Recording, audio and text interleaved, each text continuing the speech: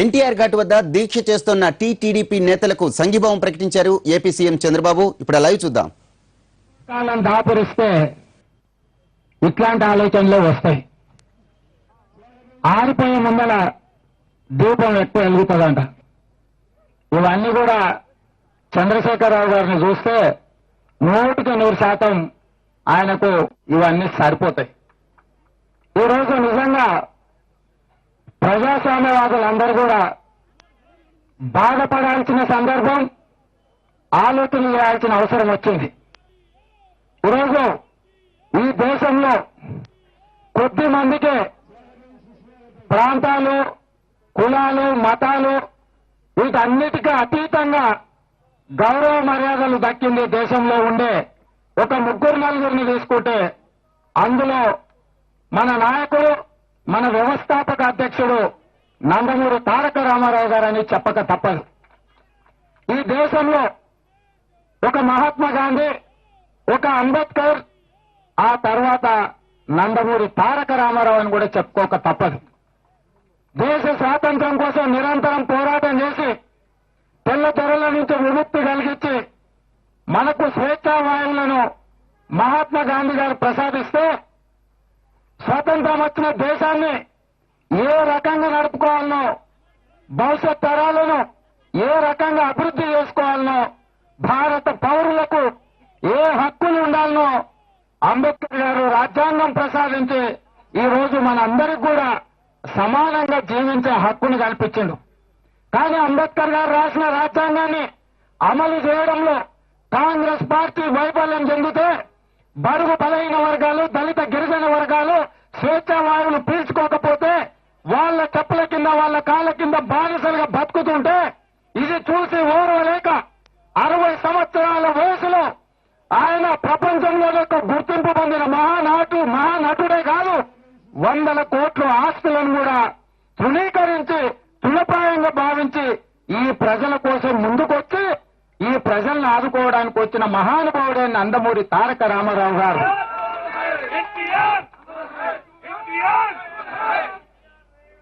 ఢిల్లీకి వెళ్తే తెలుగువాడు అనేటోడే తెలియదు.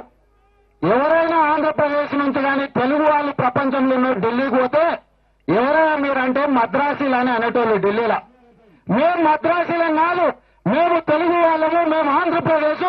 ప్రపంచంలో తెలుగుకున్న గొప్పతనం, తెలుగు చెప్పిన నటుడు, నాయకుడు మన ఆరాధ్య దైవం నందమూరి తారక రామారావు గారు. ఈ రోజు ఢిల్లీకి వెళ్తే ఆ చంద్రశేఖరరావుకైనా, ఈ జానారెడ్డికైనా, జీవన్ రెడ్డికైనా, లేకపోతే ఇంకెవరైనా కాంగ్రెస్ పార్టీ నాయకులకు ఇందిరాగాంధీ అపాయింట్మెంట్ ఇచ్చినా, రాజీవ్ గాంధీ గారు రమ్మన్నా, ఈ రోజు సోనియా గాంధీ గారు గుర్తుపట్టినా అది కేవలం ఎన్టీ రామారావు గారు పెట్టిన భిక్ష దయ అన్న సంగతి వీళ్ళందరూ గుర్తు పెట్టుకోవాలి.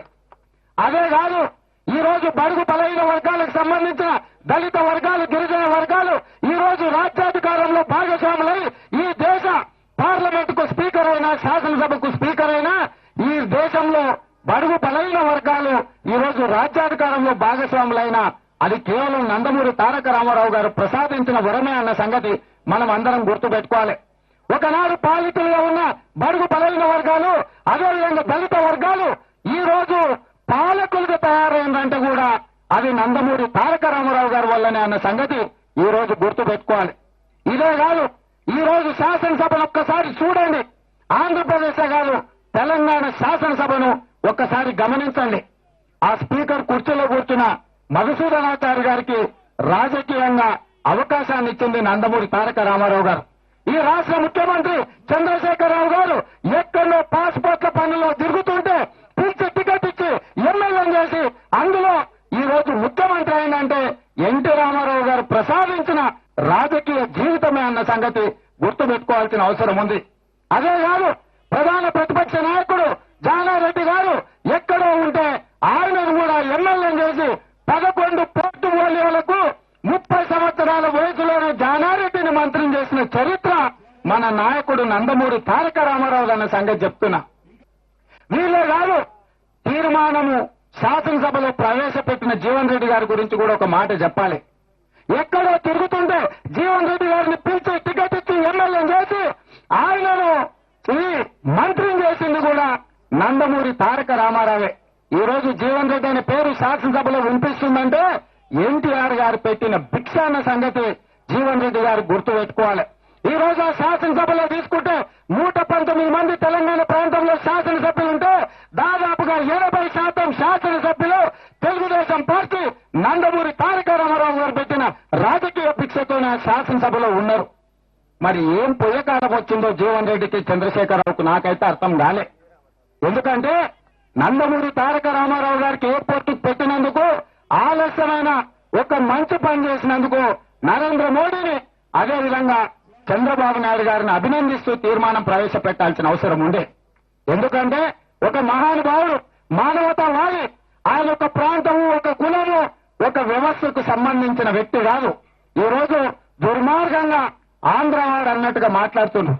నందమూరి తారక రామారావు ఆంధ్రవాడు కాదు, అందరు వాడు, మనందరి వాడు, మనందరం ఆయన ఫోటో ఇళ్లలో పెట్టుకోవాల్సిన అవసరం ఉందని చెప్పి ఈ రోజు తెలంగాణ ప్రజలందరూ కూడా నేను విజ్ఞప్తి చేస్తున్నా. ఈ రోజు తెలంగాణ ప్రాంతంలో చదువుకున్న బడుగు బలైన యువకులు ఆలోచన చేయాలి. ఈ రోజు మీరు చదువుకోవడానికి కానీ, యూనివర్సిటీలకు రావడానికి కానీ, దళితులు ఎవరైతే చదువుకున్న వాళ్లకు ఉద్యోగాలు రావడానికి కానీ 82లో తెలుగుదేశం పార్టీ స్థాపించిన తర్వాతనే ప్రధానంగా మాదిగ సామాజిక వర్గాన్ని ఆదుకొని హక్కును చేర్చుకున్నది నందమూరి తారక రామారావు గారు అన్న సంగతి కూడా మనందరం గుర్తుపెట్టుకోవాలి. ఈ రోజు దీక్ష చేస్తున్న నరసింహన్న యూనివర్సిటీలో స్టూడెంట్, లా స్టూడెంట్. నాకు తెలిసినంత వరకు అన్నకు అప్పటికి పెళ్లి కాలే. పిలిచి టికెట్ ఇవ్వడమే కాదు, ఆయనను గెలిపించుకొని ఆయన మంత్రివర్గంలో మంత్రిని చేసుకున్నాడు. ఇవాళ మన పిల్లల పెళ్లిళ్ళు చేసినా మనకు టికెట్ వచ్చేటట్లేదు, ఎమ్మెల్యే అయ్యేటట్లేదు. నరసింహన్నను పెళ్లి కాకముందు ఎమ్మెల్యేని చేసి మంత్రిని చేసిన చరిత్ర, మంత్రి అయినాక పెళ్లి చేసుకున్నాడు నరసింహన్న నాకు తెలిసినంత వరకు.